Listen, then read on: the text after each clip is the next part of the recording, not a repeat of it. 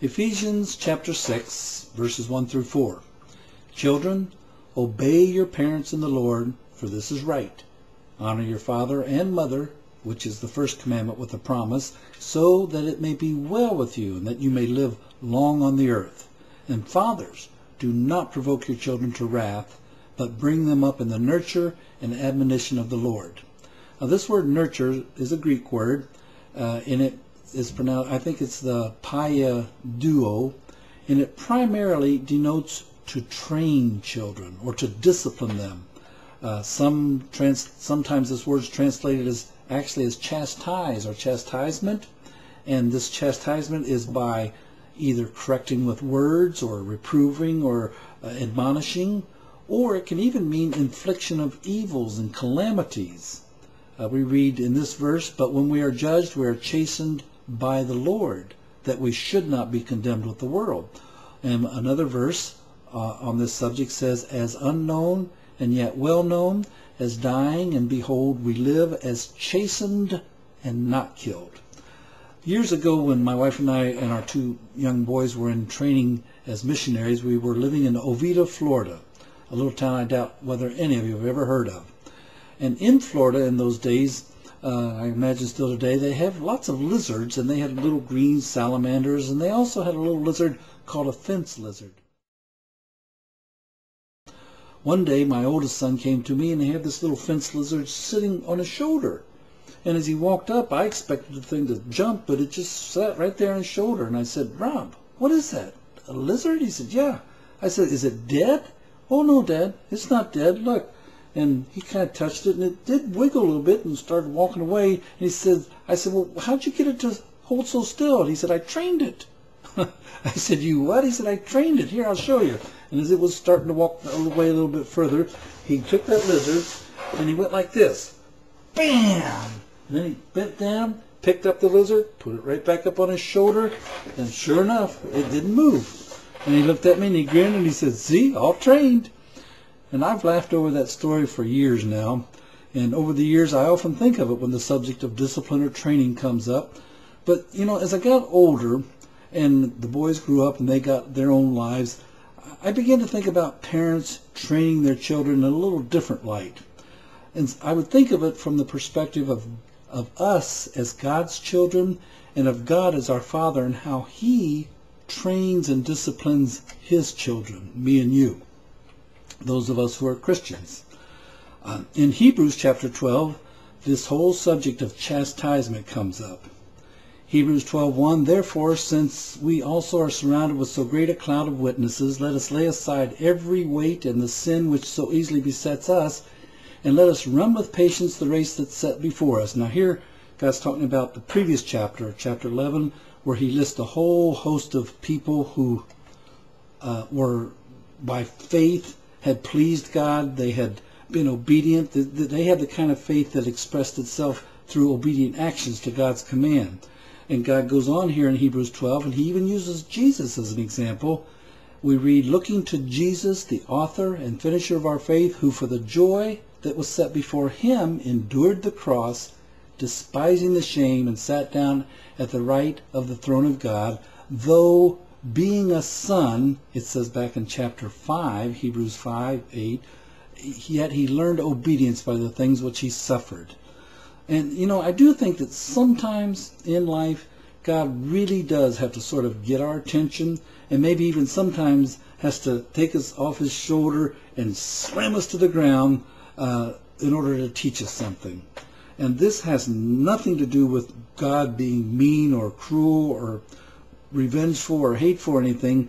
It's mostly because we humans, as God's children, can be pretty stubborn, we can be pretty dense, pretty thick-headed, and just downright rebellious. And when these training sessions from God come our way, I don't think they're always so pleasant or nice, and they often, our reaction to them is to rebel, to grumble, and to try to get out from under them. But we go on and read in Hebrews, you've forgotten the exhortation which speaks to you as to sons. My son, despise not the chastening of the Lord, nor faint when you're rebuked of Him. He's quoting here from the book of Job. And here's why you shouldn't give up and you shouldn't despise God's chastening or discipline or training in your life. Because in verse 6 we read, "For whom the Lord loves, he chastens, and he scourges every son whom he receives." And even though chastisement may seem to be a strange way to express one's love, it's actually God's love that causes him to chastise us, even to scourge us. This word scourge, by the way, actually means to whip or to flog. Just think of the scourging endured by Christ and administered by the order of Pilate. We know from history that under the Roman method of scourging, the person was stripped down to their bare skin and then tied in a bending posture to a pillar or maybe stretched over a rack. And then the scourge was made of leather tongs or thongs, little leather strips, and weighted with sharp pieces of bone and real heavy pieces of lead, and it just tore the flesh right off the back or the breast.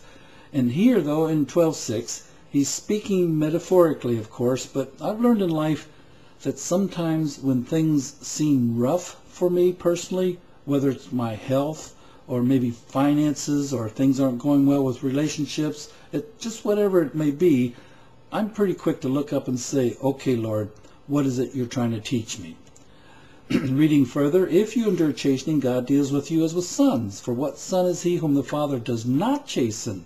But if you're without chastisement, of which all are partakers, then you are bastards and not sons." Or in other words, if you've never experienced God's chastening hand, then maybe you're what the Bible calls an illegitimate son. Maybe you've never really been born again spiritually into God's family. Going on, furthermore, we have had fathers of our flesh who corrected us, and we gave them reverence. Shall we not much rather be in subjection to the Father of spirits and live? For they truly chastened us for a few days according to their own pleasure. That's speaking now of our earthly fathers. But he, speaking of our heavenly Father, for our profit, that we might be partakers of his holiness. I can remember as a young father with two small boys, sometimes disciplining or chastening the boys when they were playing and making noise and doing just what comes natural to little boys that age, and yet it was interrupting me, and so for my own pleasure, so I wouldn't have to listen to their noise, I would discipline them. But God never ever chastens us for his pleasure. Every time he chastens us or disciplines us, it's always for our profit, for our good, for our benefit and our best interest. And it's in order for us to become more like him. Now, chastening for the present does not seem to be joyous, but grievous. Nevertheless, afterward it yields the peaceable fruits of righteousness to those who are exercised by it. That little lizard didn't enjoy being slammed to the ground, and it doesn't, neither do we. When God's chastisement comes our way, it never seems to be joyous, I don't think, when we're going through it. But it does result in something that, as the MasterCard commercial says, is priceless. Peaceable fruit of righteousness. The operative phrase here, though, to remember is those who are exercised by it. Those who listen, those who learn, and those who obey whatever it is God's trying to teach at that time. So, why are Christians chastened or disciplined or trained or taught? 4 reasons here in Hebrews 12:5-11. One is it's part of the educational process by which the believer is fitted to share God's holiness. 2, it's a proof of genuine love relationship between the Heavenly Father and his children. 3, it's to help train them to be obedient. And 4, it produces the fruit of righteousness in their lives. So if you're interested in further study on this topic of God's chastisement or God's training, you may want to read the book of Job in the Old Testament. It's an excellent, excellent Old Testament example in the life of Job of a New Testament doctrine, the doctrine of discipline, chastisement, or training from God. And just remember, as a last little verse here for you, it says here, "For this cause we do not faint, but though our outward man perish, yet the inward man is being renewed day by day. For the likeness of our present affliction works out for us a far more excellent eternal weight of glory."